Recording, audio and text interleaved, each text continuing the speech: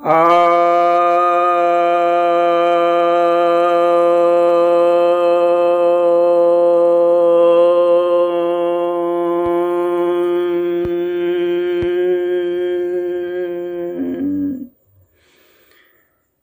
भक्तजनों को सब प्रेम नमन।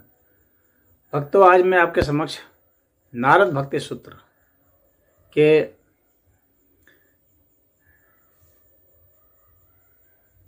17वें सूत्र की व्याख्या करने जा रहा हूं। यह जो 17वां सूत्र है, यह कहता है कथा आदिषु इति गर्गः, अर्थात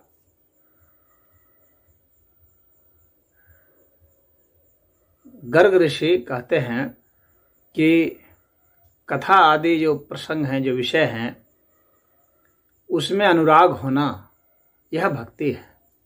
तो भक्ति की परिभाषा गर्ग के मतानुसार क्या है, वह यहाँ पर ये बता रहे हैं। भिन्न भिन्न जो भक्त शिरोमणि रहे हैं, तो उनके मतानुसार भक्ति क्या है वह नारद जी प्रस्तुत कर रहे हैं। तो यहाँ पर गर्ग ऋषि के विषय में वे कह रहे हैं कि भक्ति का अर्थ हो गया कि जो भगवान के विषय में, और कोई जरूरी नहीं है कि सिर्फ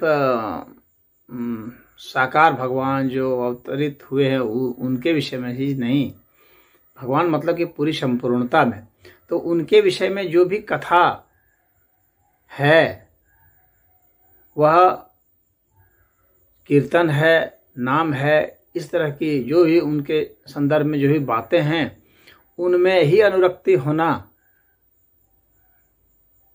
हर समय उनकी दिलचस्पी जब उन्हीं में होती है, तो इसका अर्थ है कि वे भक्त हैं। तो भक्ति की परिभाषा यही है कि कथा में आपकी अनुरक्ति हो, नाम संकीर्तन में अनुरक्ति हो, जप में अनुरक्ति हो, ईश्वर के विषय में ही अनुरक्ति हो, ईश्वर के सिवाय और कहीं पर अनुरक्ति न हो। यह जो स्थिति होती है, यह भक्तों की होती है, यह भक्ति है। तो अब कथा का अर्थ ऐसा नहीं कि जो यहाँ पर उन्होंने लीला किया सिर्फ उतना ही मतलब है कि वे आए और बाल सखाओं के साथ खेले, गोपियों के साथ रास रचाए, अपने मित्रों को उपदेश दिए, इतना ही नहीं है कथा मात्र। ये सब तो है ही, इनके अलावा जो उन्होंने सिद्धांत बताए, जो उपदेश दिए, या जितने भी ग्रंथ हैं जो ईश्वर के विषय में कहते हैं, वे सब कथा में आते हैं। और जो भी आप चिंतन मनन उसके विषय में करते हैं, वे भी कथा में आते हैं। और जो आप ध्यान करते हैं और उसके माध्यम से जो भी आपको उपलब्धि होती है, उसे भी आप प्रकट करते हैं, तो वह भी आप कथा हो गई। तो जितने भी ग्रंथ हैं, वह स्वाध्याय हैं, वे सब कथा है। और उनके प्रसंगों के विषय में, उनके नाम जप के विषय में बतलाना, समझना, उनका कीर्तन करना, उनका भजन गाना, ये सब कथा में आएंगे। तो उनके चित्र हैं, चाहे उनका पूजन है, उस विषय में चर्चा कर रहे हैं, मानसिक रूप से उनका पूजन कर रहे हैं, तो ये सब कथा में आएंगे। यदि हम 24 घंटा भी ये सब काम करते रहते हैं, परंतु हमारा मन कहीं और लगा हुआ है, तो वह भक्ति नहीं कहलाएगी। भक्ति का मतलब कथा सुनना ही नहीं होता है कि कथा तो सुनने बहुत लोग जाते हैं, कहीं पर कोई साधु संत आते हैं, कथा सुनते हैं, लेकिन क्या है कि वहाँ पर कथा में रस नहीं रहता उनको। वहाँ भी बैठ के घर की बात बतियाते रहते हैं। लोग अपना काम काज के बसे में बतियाने लगते हैं, क्योंकि उन्हें लगता है कि अरे क्या वही राम कथा है, वही कृष्ण कथा है, वही शिव कथा है, वही विष्णु कथा है, वही यम कथा है, वही हनुमान कथा है। क्या कितना सुनोगे एक ही चीज को। तो जब किसी चीज को सुनने में आपको ऐसा लगता है कि मैंने सुन लिया है इसलिए अब इसमें कोई रस नहीं रहा, तो इसका अर्थ हो गया कि वह जो है आपके लिए भक्ति नहीं है, वह भक्ति है ही नहीं। रुचि इतनी ज़्यादा होनी चाहिए, जैसे अपने प्रेमिका के विषय में, अपने प्रेमिका अपने प्रेमी के विषय में जितना सुनती है वो थकती नहीं है या वो थकता नहीं है। उसी तरह से जो भक्त होता है ईश्वर के विषय में जितना सुनता है उनकी कथाओं को, उसको और रस बढ़ता है। उसको ये नहीं लगता कि दोहरा दिया गया तो हम जान गए कि अब इसको क्या जानना। वहां से उद्देश्य जानना नहीं होता है, उद्देश्य होता है उसमें राग होना, अनुरक्ति होना, प्रेम होना, कि बार बार सुनने की ही इच्छा हो, बल्कि कान सिर्फ और सिर्फ वही सुनना चाहे, अन्य चीज उसे खराब लगे सुनने में,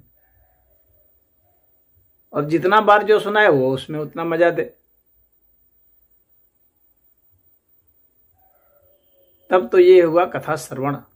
तो ये श्रोता हैं जो जिनको सुनाने में मजा लगता है, वे सुनाते सुनाते नहीं थकते हैं, वक्ता, और जो श्रोता हैं सुनते सुनते नहीं थकते हैं, और जो दर्शक हैं वे भगवान के चित्र और भगवान की मूर्तियाँ इन सब को देखते देखते नहीं थकते हैं, भगवान का स्मरण करते करते नहीं थकते हैं, भगवान का भजन गाते गाते नहीं थकते हैं, उनमें बोरियत नहीं होती है, उबाऊ नहीं। थकने का मतलब मेरा फिजिकली से मतलब नहीं है, आपके मन के थकने से है।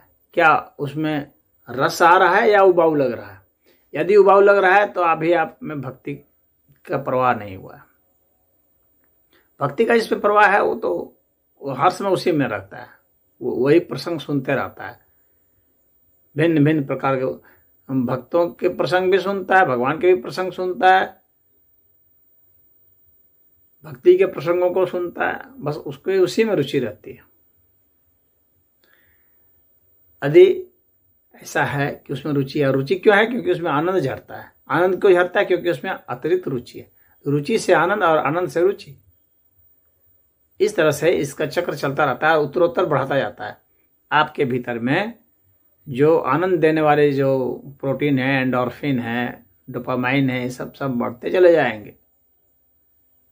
बीमारियां तो अपने आप भग जाती हैं और विकार अपने आप दूर हो जाते हैं। उसको काम, क्रोध, लोभ, मोह कुछ को साधना नहीं पड़ता है, अपने आप सध जाते हैं। भगवान में इतनी रुचि है, फिर कहाँ कोई ध्यान कहाँ है काम, क्रोध, मोह, लोभ पर, अहंकार पर? कुछ नहीं। तो वह यहाँ पर गर्ग मुनि का यही कहना है कि वह कथा में आपकी इतनी रुचि हो जाए, इतनी अनुरक्ति हो जाए कि वह कितनी भी बार सुने आपको हर समय नवीन से भी नवीन लगे। और वहां जानकारी का कोई उद्देश्य नहीं है, वहां सिर्फ है कि भगवान का नाम इसमें आ रहा हो, कितना बढ़िया है, बस उसी में वो मजा ले रहा है। और जिधर देखे उधर ईश्वर ही दिखे उसे, और कोई भी घटना घटे तो वो ईश्वर की ही कथा है।